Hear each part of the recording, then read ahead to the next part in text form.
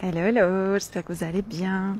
Aujourd'hui, je vais vous parler du sentiment de ne pas être assez, de ne pas se sentir à la hauteur, de ne pas être une assez bonne maman, d'avoir un problème, voilà, de ne pas être à la hauteur en général. Pour ceux qui rejoignent juste mon profil, je vais prendre quelques secondes pour me présenter. Moi, je suis Marine Carvela et j'aide les mamans et les femmes hypersensibles et hyper empathiques à lâcher les masques, à se libérer de la culpabilité pour aller vers une vie plus consciente et une parentalité plus consciente aussi. Je voulais du coup parler de ça, parler de ce sentiment de ne pas être à la hauteur, parce que je sors d'une séance, là en début d'après-midi, avec une maman que j'accompagne dans mon accompagnement chouchou, l'accompagnement reflet, qui est l'accompagnement le plus puissant, le plus profond et le plus proche de moi aussi, pour vous accompagner. Et du coup, je me suis dit que voilà, forcément il y a des choses qui allaient vous parler. Donc, ce qu'on a abordé avec cette femme hypersensible, alors sans rentrer dans son histoire privée, qui ne regarde qu'elle, c'est que on a parlé vraiment de l'importance de ne pas s'accrocher à nos émotions. C'est-à-dire que les femmes hypersensibles que j'accompagne, je les accompagne pour qu'elles fassent plus confiance à leurs émotions, qu'elles se reconnectent à leurs émotions, parce que les émotions, quand on est hypersensible, elles sont très intenses, on ressent les choses vraiment puissance 10, puissance 100, puissance 1000, c'est très très fort. Du coup, ça peut faire peur. Et on a tendance à les refouler, à les mettre sous le tapis, ou alors on nous a appris, de par notre éducation, de par la société, à pas les écouter parce que ça dérange. C'était pas, voilà, nos parents savaient pas quoi faire avec ça, ça faisait trop de bruit, ça leur réveillait eux-mêmes des choses qu'ils n'avaient pas guéri. Donc voilà, nous, nos émotions fortes en tant qu'hypersensibles, on a tendance à les refouler, les nier, ou même à en être complètement coupé. Donc moi, j'aide les mamans hypersensibles à refaire confiance à leurs émotions.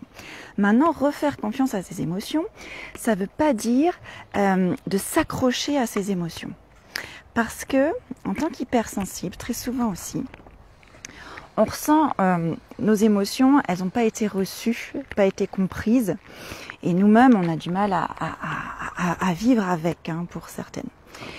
Et du coup, ce qui se passe pour nous protéger, c'est qu'on se coupe de tout ça et que, au lieu de rester dans le corps, dans les émotions, dans le ressenti, hop, on monte au niveau du mental. Et là, notre mental, il s'agite, il se raconte des histoires, il crée des scénarios dans tous les sens.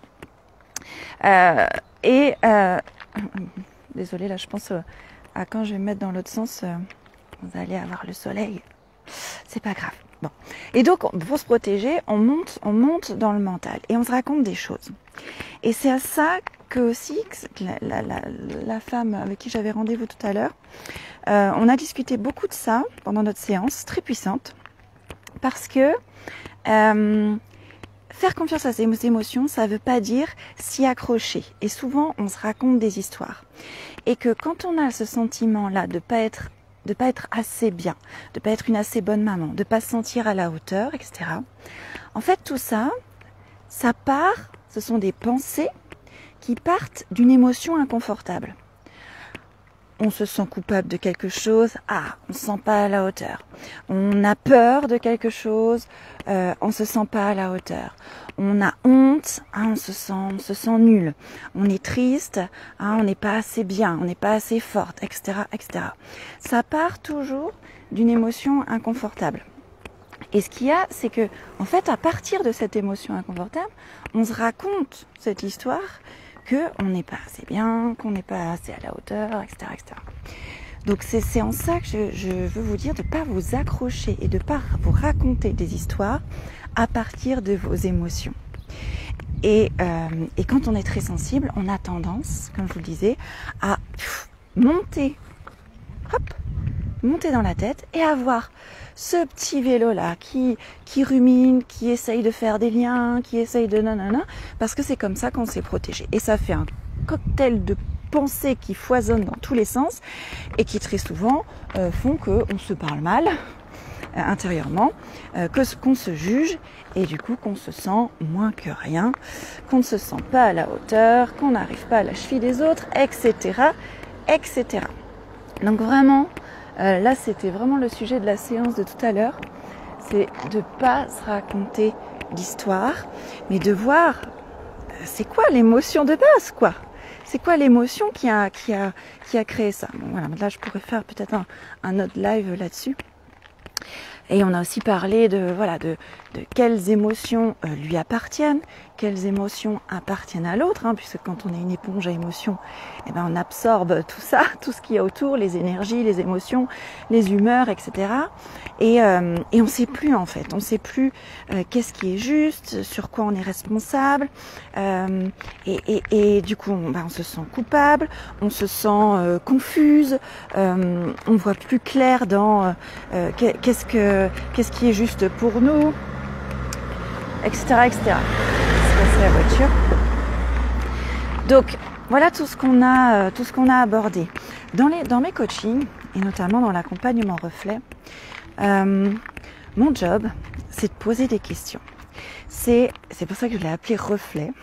C'est parce que mon job, il y a plusieurs raisons, mais je vais vous en dire deux. Pourquoi j'ai appelé cet accompagnement reflet? C'est parce que mon job, c'est de poser des questions et c'est vous renvoyer en miroir des comportements, des patterns, des schémas, des scénarios que vous vous racontez pour pouvoir les libérer une bonne fois pour toutes. Il faut les voir pour pouvoir les libérer. Et cet effet miroir est très important. La deuxième raison pour laquelle j'ai appelé l'accompagnement reflet, c'est parce que souvent c'est notre enfant aussi qui fait une bonne partie de ce job-là et qui nous renvoie notre effet miroir, qui réactive des choses chez nous par un magnifique effet miroir qui nous insupporte parfois, qui est douloureux parfois, mais qui est tellement utile pour commencer le travail. Donc voilà, donc mon job c'est poser des questions, c'est faire cet effet miroir, donc avec toutes sortes d'exercices créatifs, de méditation, de visualisation, enfin j'utilise tout un tas d'outils divers et variés, très adaptés à la personne, à son besoin et à la personne qui se trouve en face de moi. Et toutes ces questions-là permettent vraiment de libérer des choses en profondeur et ensuite ça vous apprend à vous poser vos propres questions. Et ça, c'est essentiel. Parce que on va pas avancer main dans la main ensemble, l'accompagnement reflet pendant toute la vie. L'accompagnement reflet, c'est pendant 6 mois, reconductible une fois, donc c'est maximum 12 mois. Après, ponctuellement, j'ai d'autres accompagnements, mais on va pas avancer main à main toute la vie. Et mon but, c'est pas ça. Mon but, c'est pas que je sois votre double et que vous soyez dépendante de quelque chose. Vous avez les ressources en vous. L'accompagnement reflet vous permet de les retrouver, ces ressources en vous. Elles sont déjà là, mais ça permet de vous reconnecter, de vous aider à vous poser les bonnes questions, à faire le ménage dans tout ce qui a pu s'accumuler comme sac de nœuds dans votre histoire émotionnelle, dans votre histoire familiale, etc. De voir quel comportement vous voulez lâcher, de vous remettre en face de vos responsabilités et non pas de porter cette culpabilité. Donc ça sert à ça. Mais à un moment donné, mon but, c'est vraiment que vous soyez autonome et que ce que je vous apporte pendant ces 6 mois, ce soit une fusée à propulsion là, piouf, pour toute la vie. Et que ce soit vraiment quelque chose que vous pouvez emporter toute votre vie. Donc ce que je vous apprends en vous posant ces questions-là et à travers tous les accompagnements, c'est de vous apprendre à vous poser vos propres questions et à devenir votre propre coach. Et pour ça, c'est déjà vous apprendre à vous parler vous-même. Et ça, il y a différentes façons de se parler soi-même, en se posant des questions, à voix haute. Alors souvent... Les personnes que j'accompagne me disent « mais j'ai l'impression d'être un peu folle, d'être schizophrène. » ou d'être... Mais dépassons cette peur. Parce que moi, je me parle à voix haute tous les jours, plusieurs fois par jour. Et c'est comme ça que j'évolue, c'est comme ça que je grandis, c'est comme ça que je comprends vraiment beaucoup de choses. Et comme en plus, Vraiment, ça marche très très bien ça, puisque on est nous en tant qu'humains, on est des êtres sociaux. Et on a un cerveau social en fait. Et quand on se parle à nous-mêmes en nous disant tu, oh bah Marine, tout à l'heure t'as dérapé, qu'est-ce qui s'est passé, t'es bien alignée avec tes valeurs, comment ça se passe, en me parlant en tu, ça contacte vraiment mon cerveau social et les recherches montrent que l'impact est encore plus positif là-dessus parce que en tant qu'être social, on recherche le soutien des autres. Donc se parler en tu est très fort. Donc d'abord, se parler à soi-même, devenir son mentor intérieur, devenir son coach intérieur.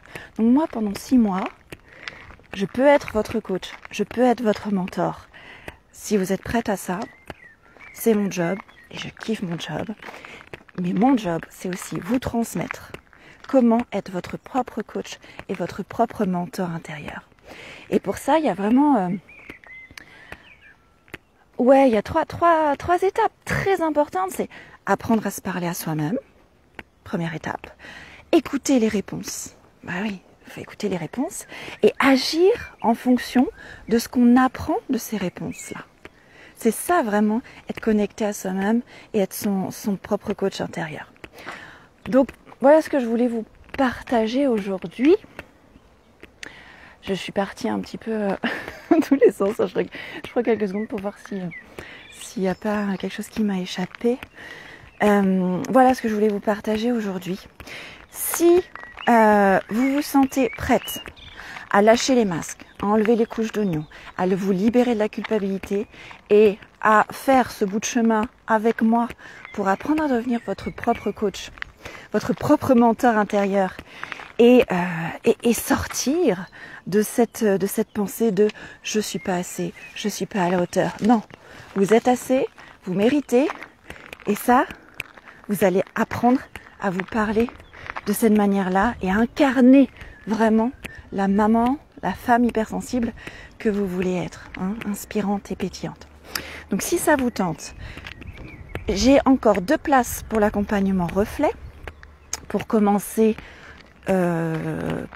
prochainement, on est bientôt au mois de juin, et surtout jusqu'à demain soir, il y a encore moins 30%, puisqu'en mai je fais ce qu'il me plaît, moins 30% sur toutes mes offres, dont l'accompagnement reflet, avec le code mai 2022, MAI 2022, c'est ce code de réduction. Donc, si c'est le moment pour vous, profitez-en. Je vous dis à très vite. Ciao.